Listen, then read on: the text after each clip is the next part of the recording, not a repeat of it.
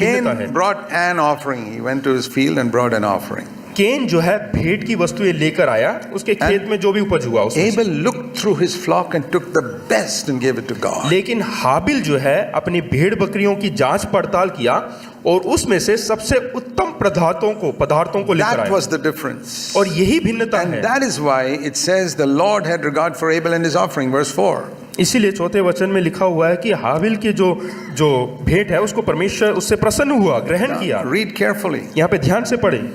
Most Christians have taught this wrongly because they don't read carefully. हाँ, ज्यादातर मसीह लोग इसको गलत सिखाते हैं क्योंकि वो ध्यान से नहीं पढ़ते।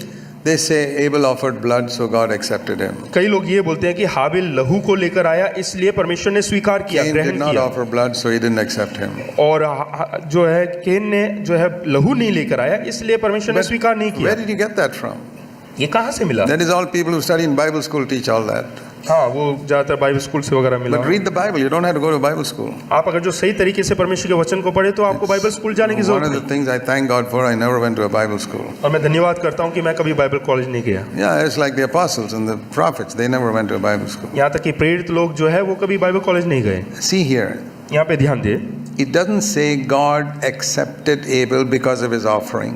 हाबिल को इसलिए नहीं स्वीकार किया कि वो भेंट लेकर आया, उसकी भेंट की वजह से नहीं। No. So it was Abel whom God accepted, and therefore he accepted his offering. परमेश्वर ने हाबिल को जो है ग्रहण किया, इसलिए उसके भेंट को And भी स्वीकार किया। Same thing, verse 5. He had no regard for Cain, and therefore he had no regard for his offering. यहाँ पे देखते हैं कि केन को जो है परमेश्वर ने जो है ग्रहण नहीं किया, इसलिए उसका जो भेंट है उसको भी So ग्रहण नहीं the किया। man was more important than the offering, इसका मतलब भेंट से भी ज्यादा प्रमुख है वो व्यक्ति, not the offering first.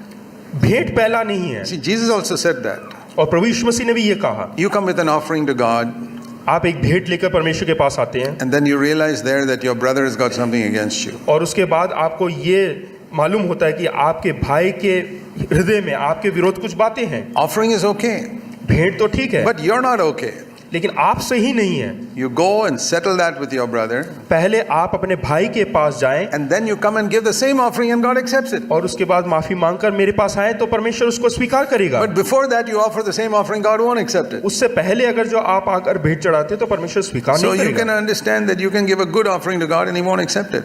हाँ, हो सकता है कि आप अच्छा भेंट परमेश्वर को लेकर Because आए your और वो स्वीकार ना करें, your attitude is not right. क्योंकि आपका जो हृदय है, आपका जो सोच है वो सही नहीं है। Jesus spoke about a wrong attitude to a brother. और परमेश्वर ने, प्रभु यीशु मसीह ने वहाँ पे गलत विचार के बारे में बताया That's है। in Matthew 5 and verse 23. मत्ती रचित सुसमाचार 5 उसके 23 में।